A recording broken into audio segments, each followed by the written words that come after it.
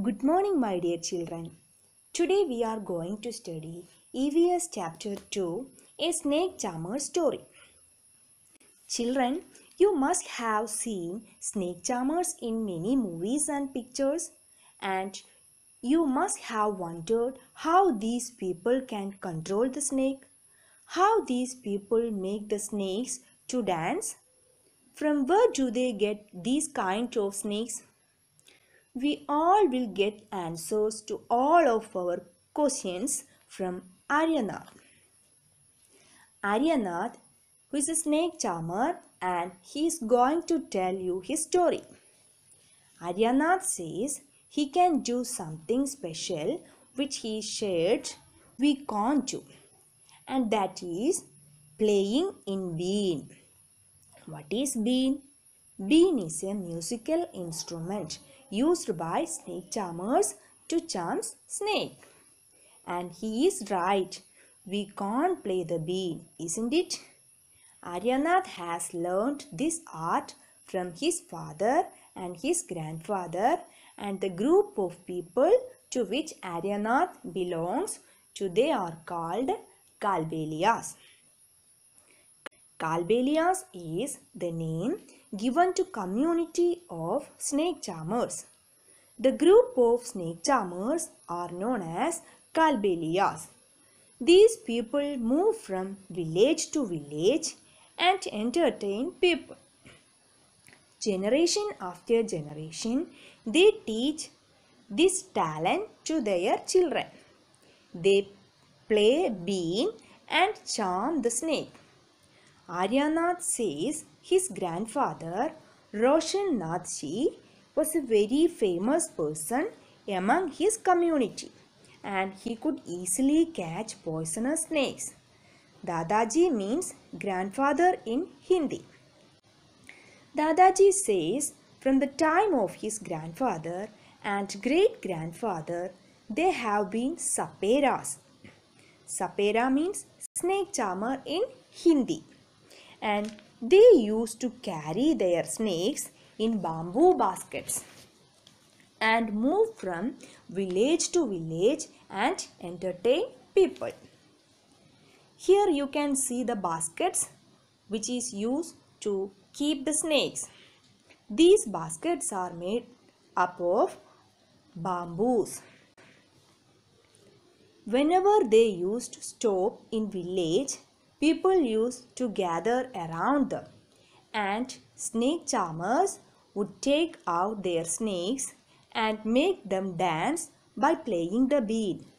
And people used to get entertained because in those days they did not have TV, mobile, etc.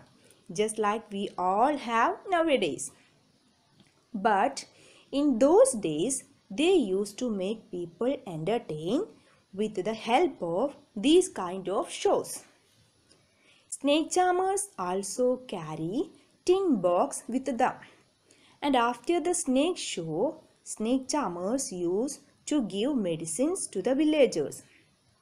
Because usually in village the hospitals are very far away. So for normal fever, stomach pain or headache etc., villagers used to take medicines from snake charmers. These medicines were made from plants collected from forest, just like some of the medicinal plants you also know, like neem, aloe vera, tulsi, etc. Snake charmers too used to prepare a medicines out of these plants, and in return villagers used to give the money or grains like rice, wheat, etc. Sometimes snake charmers were also called to places where someone had been bitten by a snake. Just by looking at the snake bite mark, snake charmers could tell which snake has bitten that person. So, isn't it a great talent? All the snakes are not poisonous. A poisonous snake can cause death on the spot, and immediately that person may die. But when a non-poisonous snake bites, people still have some time to call a doctor or take medicine. Sometimes when farmers used to come running, snake, snake, snake charmers used to come and catch the snakes. But do you know that what snakes do in the field? Snakes helps humans by eating up the rats present in the fields, which would otherwise spoil the crops, because crops are the food for rats and because snakes kill the rats. Snakes are also called farmers' friend because snakes help the farmers to save their crop from the rats by eating them up. And do you know that snakes cannot chew and their food as they do not have chewing teeth?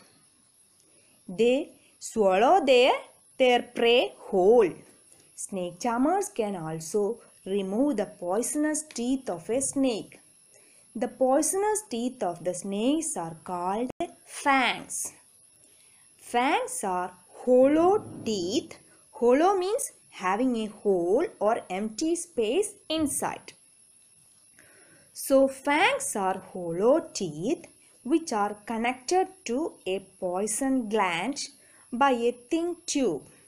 Gland means a small bag, a kind of organ present inside the mouth of a snake, where poison is stored. Whenever a snake bites someone, the poison from the gland comes out of the fangs and it is injected into person's body. So this is how the snake bites and transfer the poisons into prey's bodies. Aryanath's grandfather also knew how to remove the fangs of snakes and also how to close the tube of the poison gland. After removing the fangs, the snakes no longer remain dangerous and again it can be let free in the forest. So now you have to give answers for these questions and you have to write your own answer. Have you ever seen anyone playing a bean? Have you ever seen a snake? Where? Were you scared? Do you think that all snakes are poisonous? In chapter 1, you have read that snakes do not have ears, which you can see. Can the snake hear the bean or does it dance? When the bean moves, what do you think? Snakes can actually feel the vibrations in the air when the sound of the bean comes out. What are vibrations? Vibrations are the movement in the air produced by any kind of sound. Snakes can also feel vibrations, but with the faintest of sound also feel the vibrations. That is why they have super sense of touch. Next, Dadaji says that those days were very nice, but now government has made a law that no one can catch or keep any wild animal with them. Snakes are wild animals. So according to government, no one can keep snakes with them. Not even snake charmers also. Now, why government has made this law? Because there are some bad people also who catch and kill the snakes and sell their skin at a very high cost. You have already studied about hunters and poachers in chapter 1, isn't it? So, to stop these people, government has made the law that no one no one will catch wild animals, and if somebody is caught with wild animals, he will be sent to jail. So because of this law, even snake charmers are also not able to keep snakes with them. Now it becomes so difficult for them to earn their living. Without snakes, how will they entertain people? And anyway, snake charmers never harmed any snake. Snakes were their treasure. Even they used to give snakes to their daughters when they used to get married. But law is law. Law is same for all people. So Kalbelia people started to dance to entertain people. And their dance is called Kalbelia dance. You can see Kalbelia dance in Rajasthan. Kalbelia dance is the famous folk dance of Rajasthan. The movements in Kalbelia dance is inspired by the movements of a snake. And here you can see the Kalbelias in their traditional dresses performing Kalbelia dance.